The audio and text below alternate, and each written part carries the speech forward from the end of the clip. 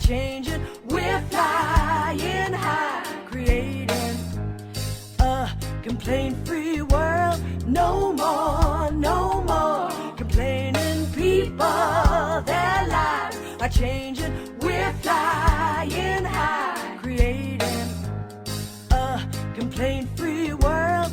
No more. I want to share something personal with you, and I think that's what I owe you is real quick. Grateful for the ice will melt today, says Willow. That's great. I owe you my honesty in my own life without going into too much detail. But I've been in therapy most of my life since I was 17, 16. Yeah, on and off. It's staggering. The amount of money that I invested in therapy. And one of the things that I have often talked to therapists about is that I have a propensity to wake up in the morning sad. I'm being very honest with you.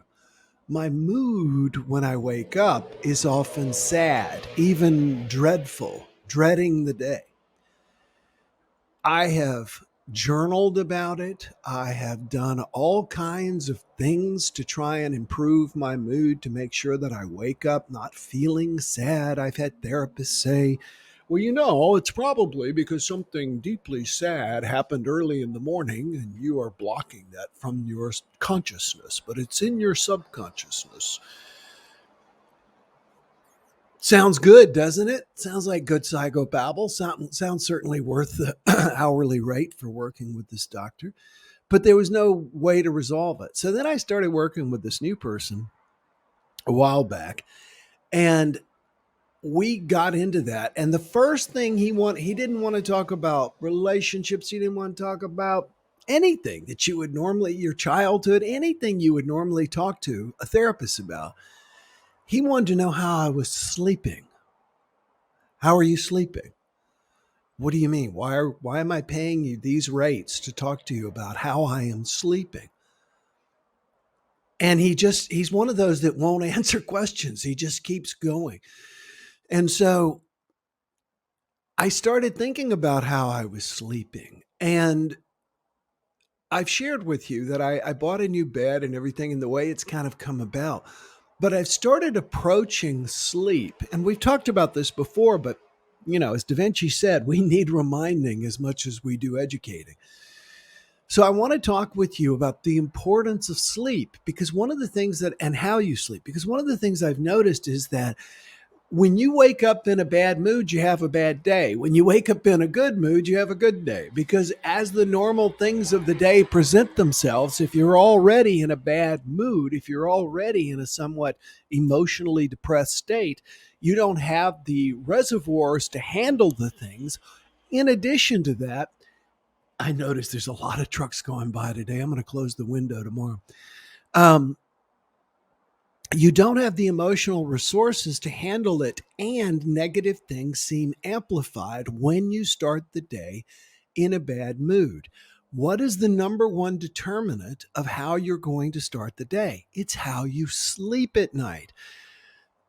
I read a statistic the other day that dogs spend 80% of their lives asleep. So, of course, I had to run the math. That's 19.3 hours a day sleeping.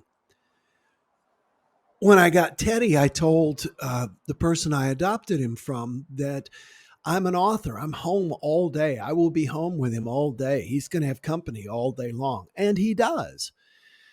And sometimes I feel really remiss because I'm not playing with him, engaging him. And now I realize I don't have to worry about that. He's supposed to be asleep. He sleeps 19.3 hours a day. Now, human beings sleep on average 8 hours a night, and so few of us actually approach sleep as something that is important. I mean, if you were going to go to a yoga class, you would put on a yoga outfit, you would get your yoga mat, you might do a little pre-stretching, you get some water, maybe go to the restroom before the class, etc., etc., etc. The same is true when we go to bed. My tendency, to be honest, has been in the past to just sit on the couch and watch TV until the heaviness of my head pulls it over to the couch. Boom. And then I fall asleep for a few hours. Get up, take Teddy out, and then go back and climb in bed. And when I climb in bed, I don't close the shades. I turn the lights off, but there's still light shining in. Sometimes if there's laundry on the bed, I'll just kind of move towards it, etc. All the things that you sleep is what decides how you're going to face the day. And we need to approach sleep with far more importance. I'm speaking for myself than possibly we do. 3 or 4 months ago, because my back was bothering me, etc., I read something about the fact that the firmer your mattress, the more deeply you will breathe during the day.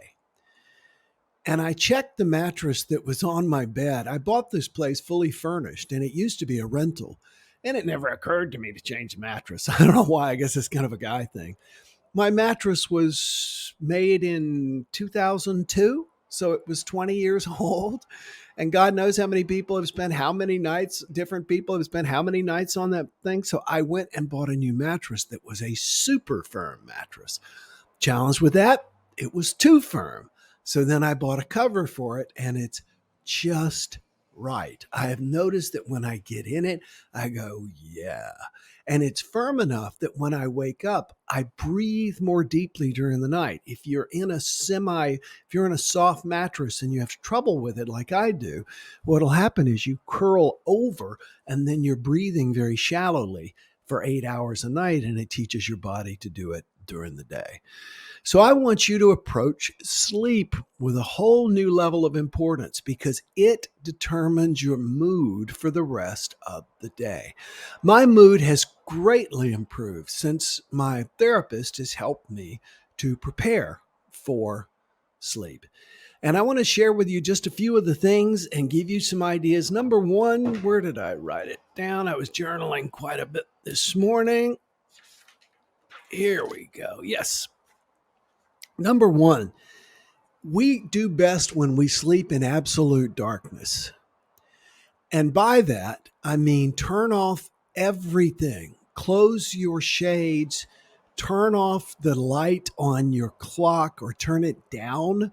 Did you know that with your Amazon, I'm going to say it once, Alexa device, now she hears it, that if you whisper to it, it will whisper back? So if you need to know what time it is at 3 a.m, you can say the name of the Amazon device and whisper, and it will whisper the answer. So it's less likely to wake you.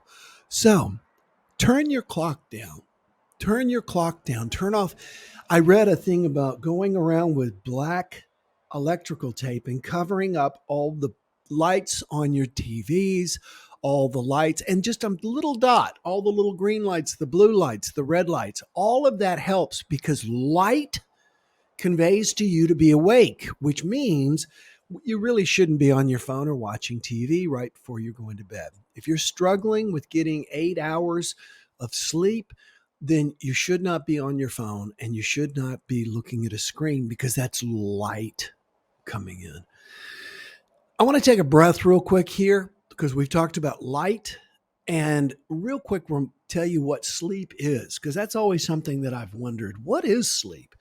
I asked my psych professor in high school, and he said, is the unconscious passing out from exhaustion. Sounded good, right? Just like my other one. Nonsense. It's not true. The human mind needs sleep. Think of the brain, all the wrinkles in your brain? Well, think of that being like a washboard. Now, I'm not speaking literally here. Your brain doesn't like go into a wash cycle. But what they've discovered sleep does is, imagine your brain is like a washboard and it's been dragged through the dirt all day in the mud. So it's got all this crap on it. What sleep does is to your brain, if you get enough sleep uninterrupted, it washes away all the junk from the day. It's actually that movie Inside Out is a pretty good metaphor. Moves certain things into long-term memory and just washes everything else away. And if you get up on a Tuesday from having not washed your brain on a Monday night, you're not going to be nearly as effective. And the idea too is that you need to sleep uninterrupted as long as you can. And I'm going to give you some more tips for that. Sounds. What can you do for sounds? Speaking of which, by the way, now because I sleep with the windows open because it's so gorgeous here all the time and there are no mosquitoes, I wear an eye mask when I sleep, and sometimes I will wear earplugs. They're very comfortable. I get quite used to them. I do find, though, that sometimes I'll roll over in the middle of the night and I've lost them both, have no idea where they go. So, light, sound, and then here's another one: smells. Smells. I bought a mattress top for my new mattress recently, and I got it and put it on, and I laid down and I went, oh, this thing smells. It smells like mildew or something. So I took it to UPS and they were very unhappy because it had expanded, and they did not want to send it back.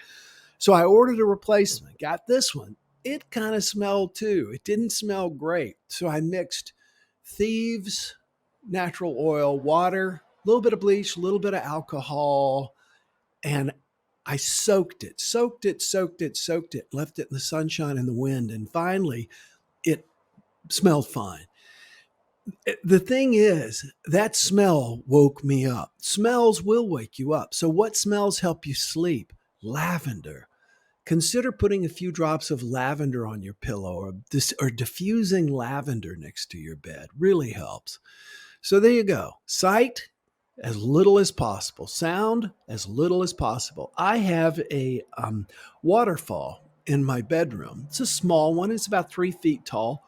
And I have it connected to my Amazon device. And so I tell my Amazon device to turn the waterfall on.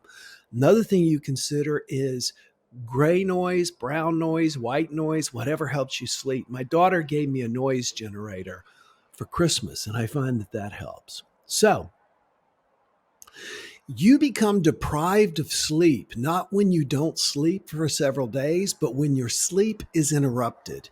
I knew when I needed to do something about my sleeping conditions when 4 or 5 months ago, I was counting how many times I woke up in the middle of the night, and it was 17. 17 times I woke up.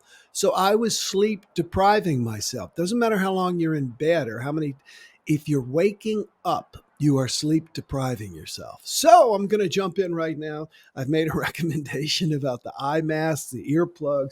If you are a man over the age of 50, this will help you sleep. It is called New Chapter Prostate 5LX. It really works. It helps you not have to get up and go to the restroom a whole bunch during the night. New Chapter 5LX. So if you know a man or sleep with a man who's getting up a lot in the middle of the night, this helps quite a bit. So I highly recommend that. The point is to try and lie down, go to sleep, and then don't wake up until you need to wake up. One of the things that I probably am going to start doing is setting an alarm, because I wake up during the night and I wonder what time it is. I never need an alarm because my mind tends to let me know in my body that it's 6 a.m. and I need to get up. But I don't want that wondering during the night, although it is nice. Let's see. I see if I can get it. Alexa, what time is it? It was so low you can't hear it. You need to give it a try. Get her to whisper to you. So if you want anything in your life, if you want less stress, if you want greater happiness, if you want feeling better, I mean, the number one thing we want is resourcefulness. If you want tenacity, you gotta sleep better. So check out your mattress. Shut off all stimulation. Don't fall asleep on the couch, then drag yourself to bed. Make your bed a safe, sacred place. And I have to admit something really funny. I bought myself a new big screen TV, 65 inches, for Christmas. And that was my Christmas gift. And so I took my 45-inch and I moved it into the bedroom. And I thought to myself, I never watch TV in bed. I don't think you should watch TV in bed. Why did I do that? I don't know. I didn't want to go through the hassle of selling it or donating it. So Don't watch TV. Make bed a place for sleep or intimacy. How's that? All right. No more complaining people. Their lives are changing. We're flying high, creating a complaint-free world. No more